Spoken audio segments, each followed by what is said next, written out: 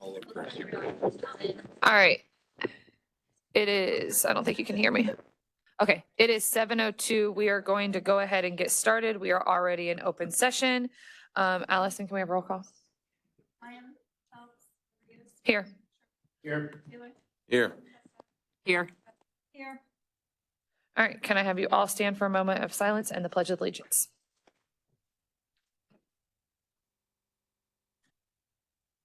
I pledge allegiance to the flag of the United States of America and to the republic for which it stands, one nation, under God, indivisible, with liberty and justice for all.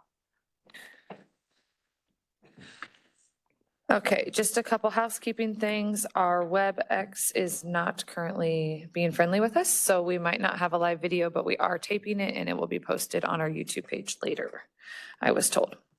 There is no public comment, so we are going to move on to presentations to the board. The student council report. You can if you want to, you don't have to. Okay, you go right ahead. More like official here. Just make sure you push the button to talk into the microphone. The person. Yes, Once the red person. light's on around here. All right. There you go. There we go. Okay, here's our January student council recap. There hasn't been much going on because of break, but there's still a few things to recap. So for December, we had student council come in over break on Sunday to take down the decorations that we all set up. And then our janitors were very nice and they took down all the window painting that we had. So that definitely saved us a lot of time. And then our dress up days for December that we had, like the holiday days before break, those dress up days were pretty good. We had a good amount of participants through that time. And then a 9 pairs, which is our swirl theme, that's coming up. So our next student council meeting is tomorrow, and this will just be like when everything starts to get really crazy. So now we're gonna start planning swirl. So that's gonna be on February 10th, 8 to 11 p.m. in the field house. And then we have the t-shirt and the ticket design, which I'm designing, so it's gonna be good. So that's a big thing that I have to work on. And then, so I also plan the swirl assembly, and then we have a dance committee that plans the dance. Then we have a royalty committee that organizes getting cars, the crowns, the flowers, and just kind of organizing that. We have a committee that organizes, oh shoot, what else is there? I don't even know what else. There's a lot of things, but that whole thing is involved with student council. So we have all that to get started tomorrow, and then Spirit Week sort of thing too. And then we have a blood drive coming up on February 2nd from 12 to 7, and that's going to be in our auditorium. And then we have the Special Olympics, which is a big thing coming up on February 4th. It's our Special Olympics basketball tournament, and our juniors and seniors will be playing in that tournament. It's going to be located in the field house, and the opening ceremony will be at 9. It'll start at 9:30. That's supposed to be at 9. Okay. Is there anything else? Is that the last slide? Oh, okay, that's it. All right, thank you, Olivia. Up next, we're going to show our Shine in 205 for January. Right, January? Yep. Okay.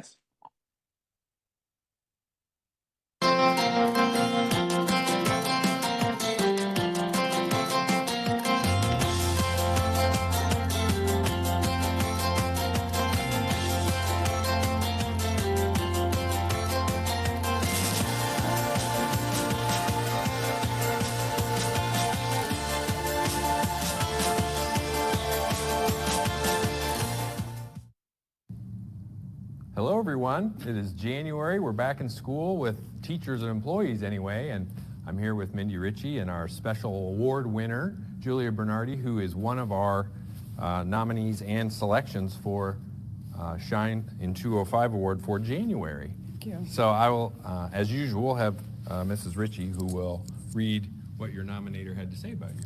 Thank you, Dr. Asplin. Julia, here's your nomination.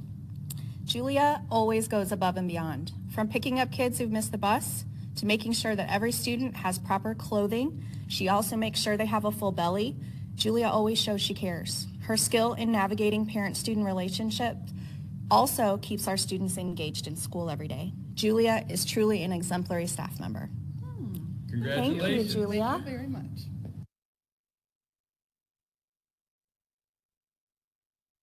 Hello again. Here we are with our other winner for Shine in 205 for this month. We're happy to give our other award to Mr. Tyler Demery, who is our high school choir instructor. And Mrs. Ritchie will read what your nominator had to say about you. Thank you, Dr. Asplin. Tyler wants his students to succeed, and he helps them to do so. Now that he's directing plays, he's putting so much thought and effort into including everyone. He has had parent meetings so parents know what is expected of their children. During his first directed play, The Play That Goes Wrong, he agreed to give the understudies a chance to perform. That was a beautiful gesture. It didn't happen exactly how he wanted it to, but when a student asked if their understudy could perform one night for them because they deserved it, he agreed. To see the joy in that student's face and in their families' faces was amazing. He let that happen because he listens to his students. He has also been an amazing mentor to my child who wants to be a choir teacher in the future. He pushes the kids to be their very best, and he does this with kindness, but he also makes all expectations known. He is a fantastic teacher, and my child has enjoyed being in his classes. Congratulations, Tyler. We appreciate you very much. Congratulations.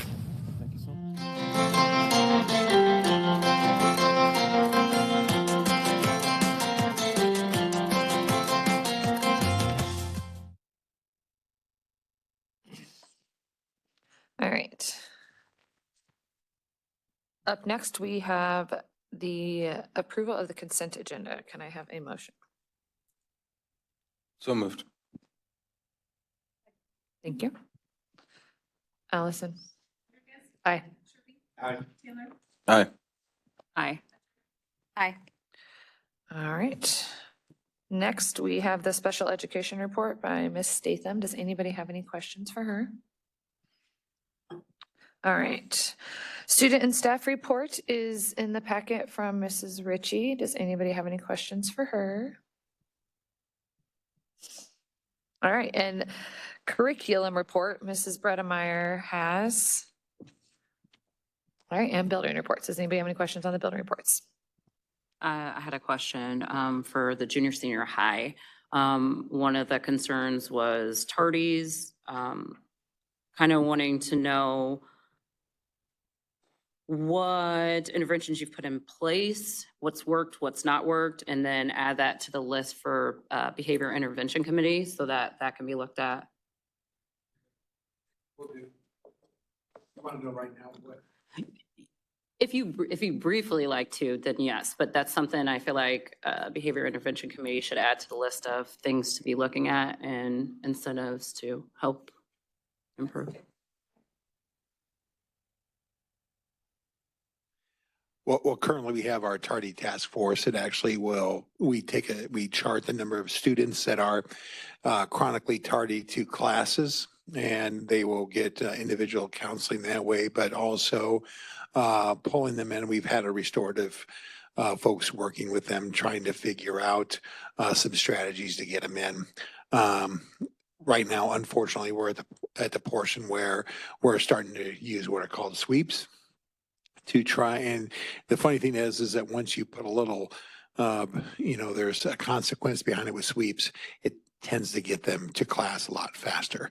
So it's unfortunate it had to get that way, that we were using consequences such as a small after-school detention in order to get them to class on time, and that our restorative conversations, haven't been working as well. But that's where we're currently at right now. If that answers your question. Yeah, it did. And if it would be helpful if there are ideas you've thought about or tried, and shoot them up to Mindy or Miss Imes. So that's something that we can talk about when we meet again. Sure, I will make sure that Miss Wills and her team, outreach team, are looking at that. Thank you. I've got a couple of Go ahead. questions and comments. One of them I noticed in the grade schools, all three of the grade schools reported on assessments and benchmarking, and it seemed a little inconsistent and difficult to understand. So I was wondering if maybe we can get just one general report of benchmarks as opposed to from three different people. So at our board retreat, we have standardized the report so that we will all come in and Okay. apples to apples and compare all the same data. So that's a point well taken. And on behalf of Member Lyon, I also noticed there was a lot of usage of acronyms, not explaining what they were. And so if, principals, if you are, putting acronyms in, just let us know what that means. And I also noticed that Silas was a request for walkie-talkies for safety and security. I was wondering what the status of that is. I was going to say, have you gotten an answer back on when those are? Talking to Bob Schwartz, our banking director, and he is aware of how many. He's gonna double check. Okay, thanks. They're additional. Yeah, it was just in your safety committee. I think you mentioned something about that being a safety concern, not having enough walkie-talkies, and it seems to be a problem that can be easily rectified. All right, up next, we have our Building and Grounds Committee report, which we don't have one. We're going to table that till next month because our Building and Grounds report people are not here. So, I can't answer the questions on the next one. okay. Next, can I have a motion to consider approval of the summer 2024 maintenance work bid? So moved. Okay, go ahead. Just to summarize once again what we're recommending, the low bid with the alternate bid. And I'll explain what the alternate bid is in a second. But the low bid includes the following. All of the vinyl composite tile at Lombard being changed over to luxury vinyl tile. The junior high band and choir room going from vinyl composite tile to luxury vinyl tile. The junior high school life skills lab is currently a mix of carpeting and VCT, and that would move to a vinyl slip resistant substance, so it would be safer. The high school lecture room would go to luxury vinyl tile. The Silas Willard office would be revamped so that both secretaries are facing the front when people come in addition to some other changes. The 3 high school art rooms would also get the same flooring, relatively the same flooring that we're talking about at the life skills lab. So that it's slip resistant and it'll be good for any spills or anything like that with art, because obviously those things are going to happen.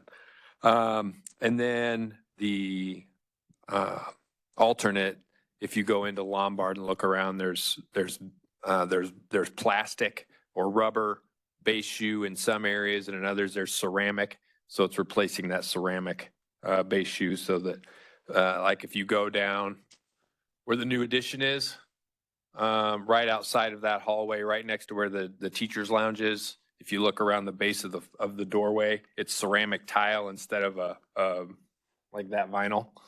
And so it's replacing that ceramic tile with ceramic tile. But it needs to be taken out in order to get the whole flooring in properly.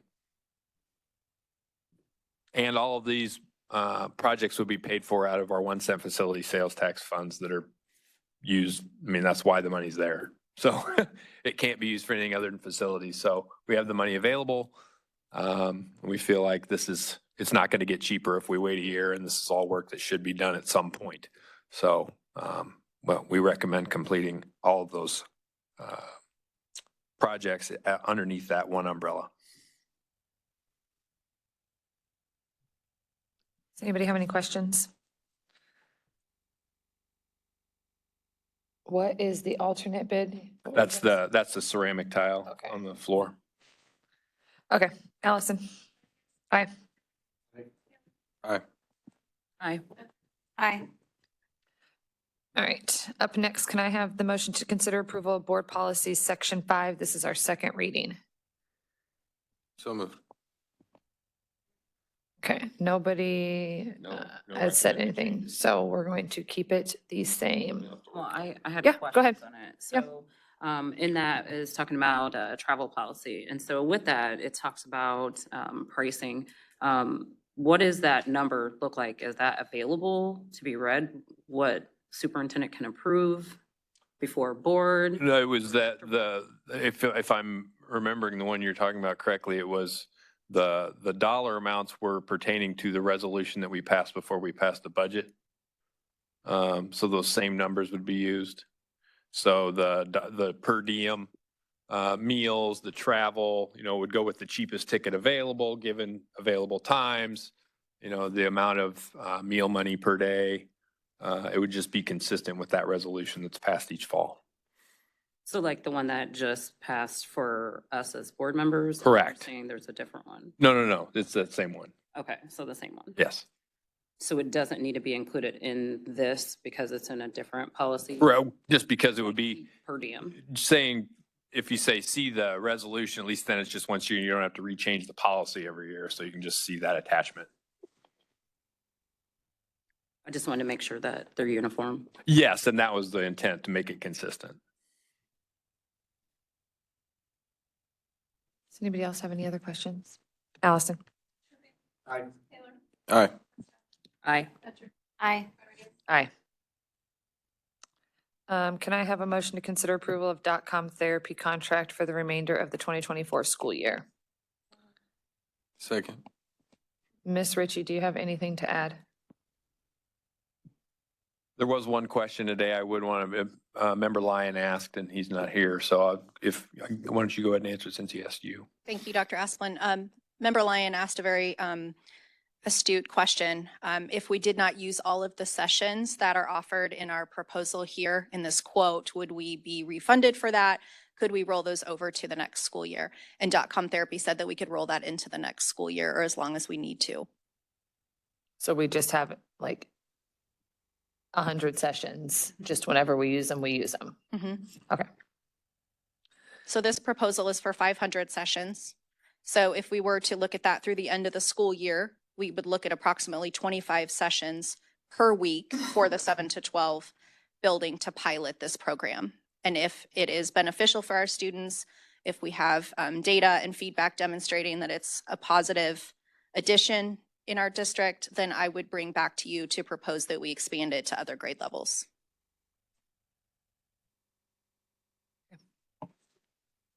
I've got some questions and comments. Sure.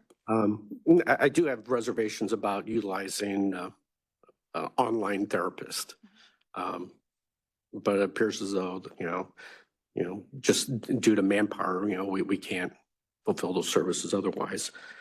But one of my primary concerns is that, through an online service, the ability to maintain the confidentiality.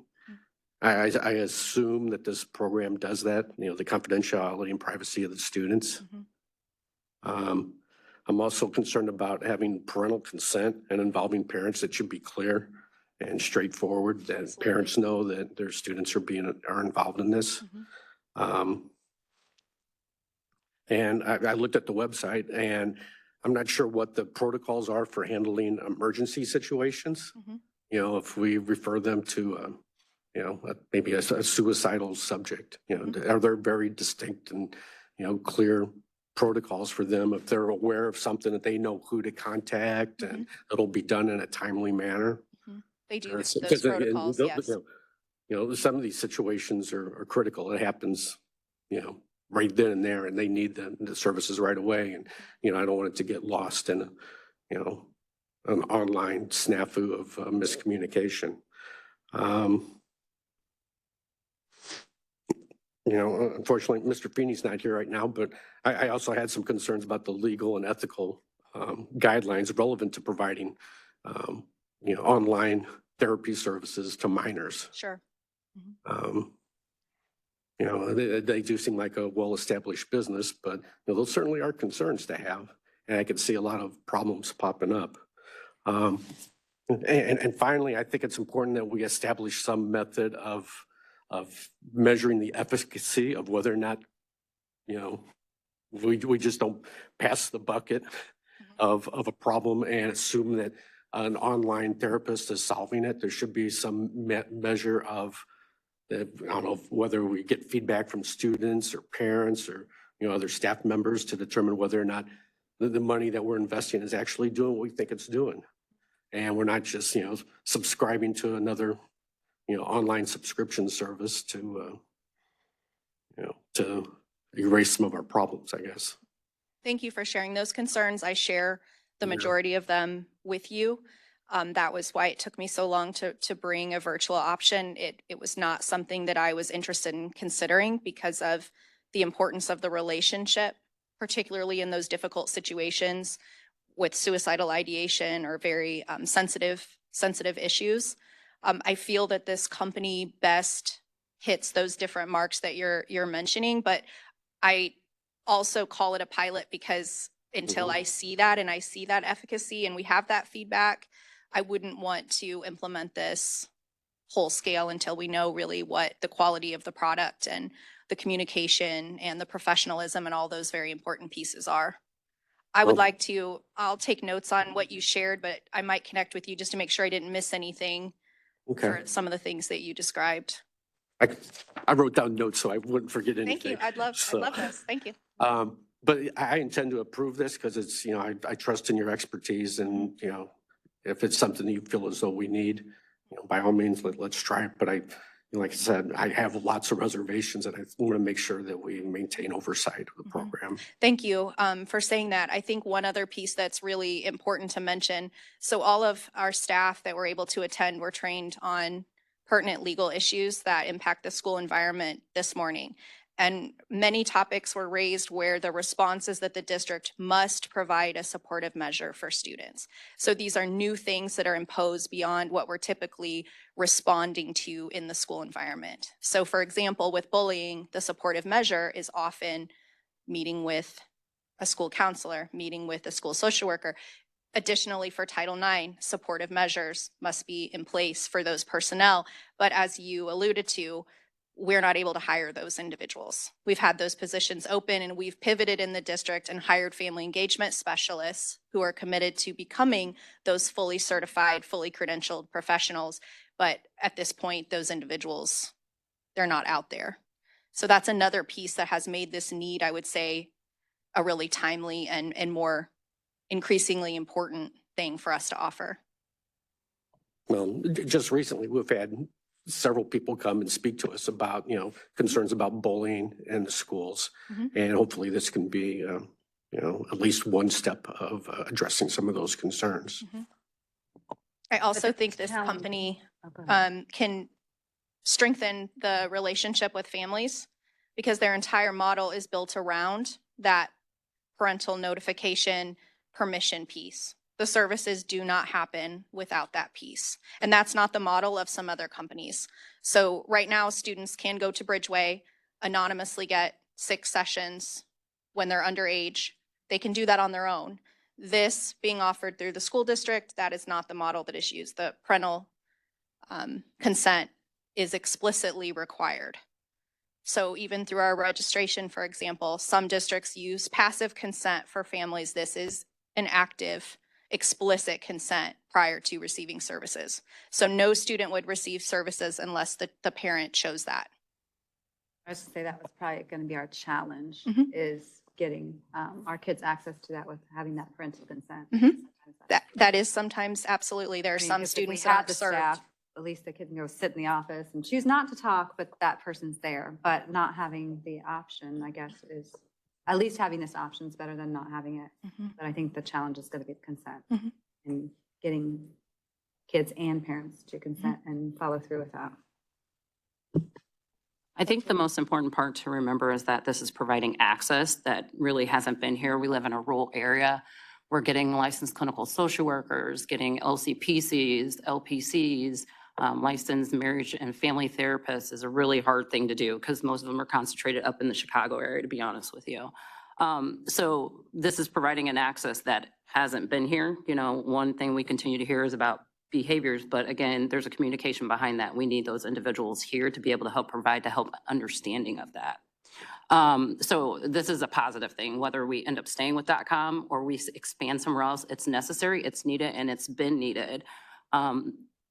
I always say this, the only thing COVID did was exacerbate everything that was underneath the surface. That's all it did. And that includes mental health and behavioral services. So I think it's important that we do look at moving ahead with this and incorporate another piece to the puzzle as to what it is that we're trying to tackle post-COVID. All right, Allison. Aye. Aye. Aye. Aye. Aye. All right, up next, can I have a motion to consider approval of the personnel report? So moved. Second. Allison? Aye. Aye. Aye. Aye. All right, we'll do the next two items together, the grievance update and a report on the FOIA request. No new updates on the grievances that we still have out for arbitration. There have been no new grievances, so that's all that's out there. And because I'm sure of the holiday season, or maybe we're just getting lucky now, no FOIAs this month, so that's a good thing. All right. Next, we'll do comments by the Board of Education, and we'll start with Member Sherpy. Member Taylor? No comments. Member Bestab? I just.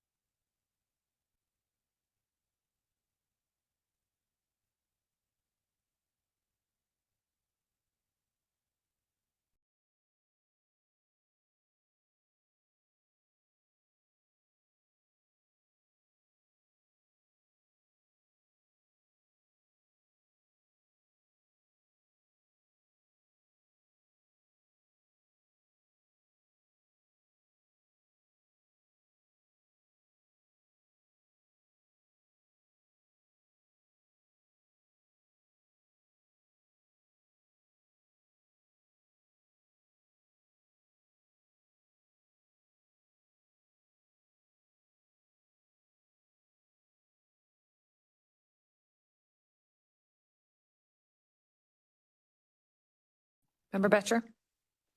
No comments. All right, I don't have any either. Does anybody have any future agenda items? All right. Our next meeting will be Monday, February 12th at 7 PM. Can I have a motion to adjourn? Second. All right, thank you all. Have a great evening.